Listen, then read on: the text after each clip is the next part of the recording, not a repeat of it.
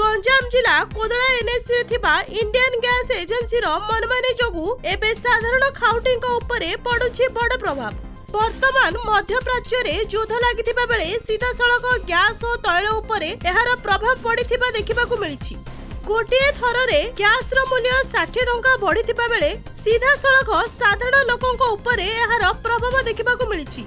सेपटे एही gas agency रे 5 दिन पूर्वरु सिलिंडर बुक करिथिले मध्य गैस लोकंकु न देई डिपोरे गछित रखी वर्तमान 60 टंका चढ़ा रेट रे बिक्री करिबा सह घर को गैस पैठ करिबा पई 10 रु 20 टंका मध्य आदाय करूछंती कार्यरत कर्मचारी। एनेई आम प्रतिनिधि एजेंसी रो मालिकंकु फोन जोगे पचारिबारु से निजे मानिछंती कि टंका आदाय हेउछि। एही डिपोरे फायर रो सुविधा मध्य नथिबारु किछि अघटन हेले किए दायी रहिबो बोली साधारण रे आलोचना हेउछि।